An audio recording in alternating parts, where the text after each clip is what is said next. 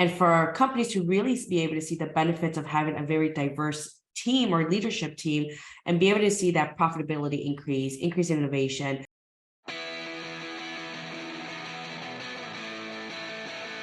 Hi, it's John Bernatovich, your host of the HR Like a Boss podcast. Welcome to Season 3.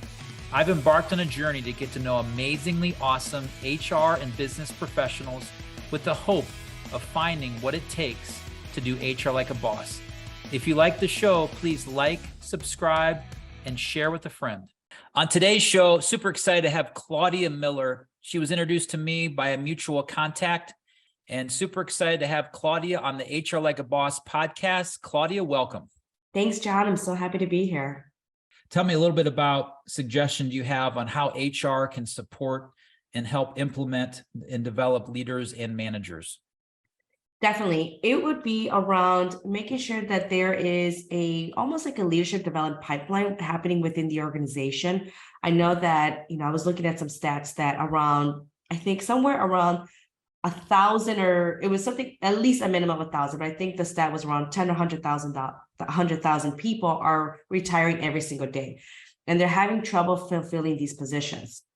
So a good strategy to have is, well, why not start identifying them and start building that talent leadership pipeline for having it be very diverse, and especially having more women, since data shows that when you have at least 30% of women, not only in senior leadership roles, but in the board, that's when it starts making a very good portion of impact when it comes to profitability and mitigating risk. And it creates a lot of innovation within companies.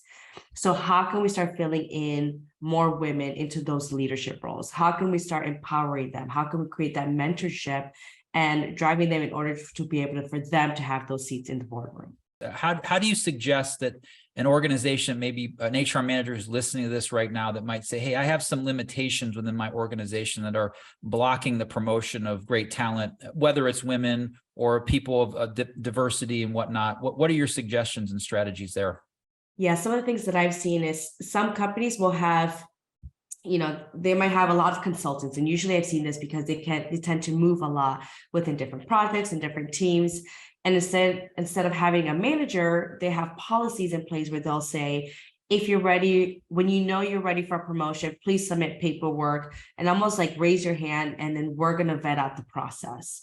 Whereas that's actually very geared towards more extroverted professionals, but also some of the underrepresented communities. For example, I'm Latina, I'm Hispanic. So for us, we're told, well, just do the work. Don't toot your own horn. Do not brag. We don't do that here. Just work really hard and eventually you'll get promoted.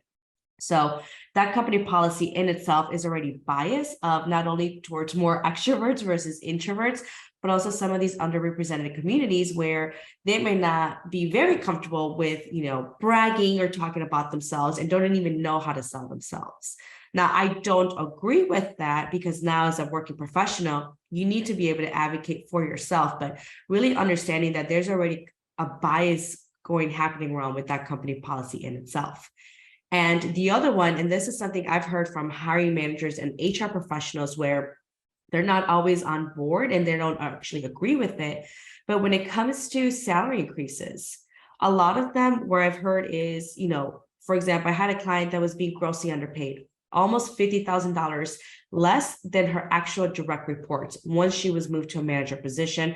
Even though she had more skill sets, more experience than everyone else, she was still being underpaid. But the company will only allow for her to get up to, I think, a 15-20% salary increase.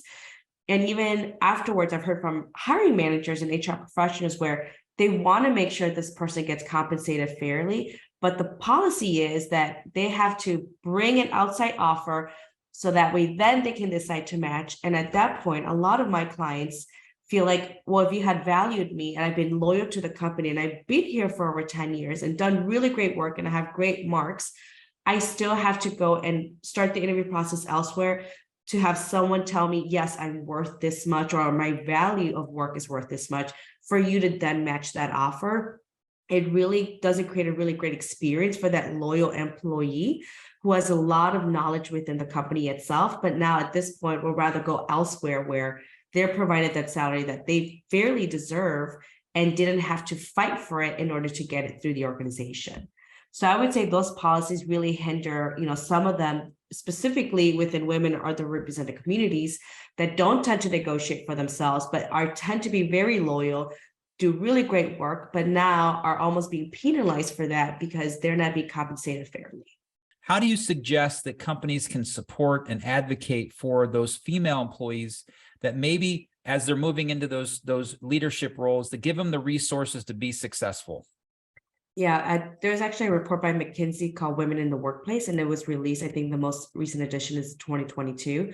And data shows that men and women typically are hired at the same rate when it comes to entry-level positions, but they're not promoted at the same rate. Whereas for every 100 men that get promoted, around 86 women get promoted. So it's really understanding that not just because we have a certain percentage of women do we fit that quota. Instead is what at each level do we need to have a representation. And for our companies to really be able to see the benefits of having a very diverse team or leadership team and be able to see that profitability increase in innovation, mitigating risk, and even increase in patents it has seen when at least 30% of their leadership board is composed of women. So really having that understanding of not just at the entry level, but at the senior level and even at the board level, we need to have at least 30% of those seats being taken by women in order for companies to even see those benefits that come alongside with it. And the question may be, well, how can we make sure we have more women in those roles? Well, it's making sure that they get promoted at that rate, because by what we've seen in data is there's almost a 75% drop when it comes to entry-level positions versus mid-manager and senior leadership roles. And women are not promoted. So therefore, when we do get to these high levels, there may not be as many candidates as possible because the root cause of it, or from the beginning, is they weren't promoted at fair rates as our male counterparts. How would you describe someone that does HR like a boss? Definitely someone that thinks about how their company policies, and especially how they're done within HR, actually impacts the bottom line. So like we mentioned, policies dictate. So if a company really says they want to hire more women or more diverse employees, well, that's when HR policies can come into place, because it can impact downstream to everything.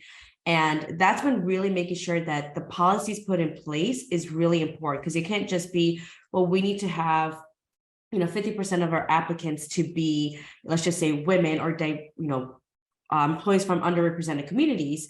It has to be, well, what do we need to do in order to fill that pipeline with underrepresented communities?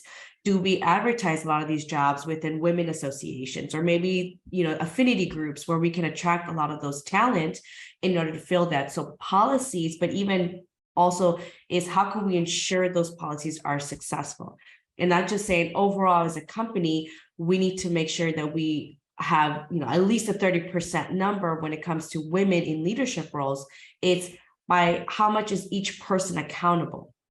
Because when we drill down, I believe that systems and policies dictate action. When we all of a sudden keep people accountable and we have the right policies in place, that's when we can really start making movement. And it not just come from overall, but it needs to be specific, where you, John, and me, Claudia, we are both responsible on this, and we have a number tied to it. Our KPIs are tied to it, and perhaps our bonuses are tied to it overall as an organization. So that way I know that I have to do what I have to do, versus we know we have some employees where they'll say, well, you know how they are, they're just kind of old school, or they just do their own thing. Is no, if they're a leader, they're a manager, they need to be held accountable. And if they don't know how to do it, well, let's provide resources for them to be able to do it in order to fully ensure success for the overall, goal that we all have as an organization. Claudia, what an amazing job. Thank you for being on the HR Like a Boss podcast. Thanks for having me, John. Thank you for listening to the HR Like a Boss podcast. If it resonates with you, please leave a rating or review, or better yet, subscribe and share with a friend. Until next time, let's continue to aspire to do amazingly awesome HR.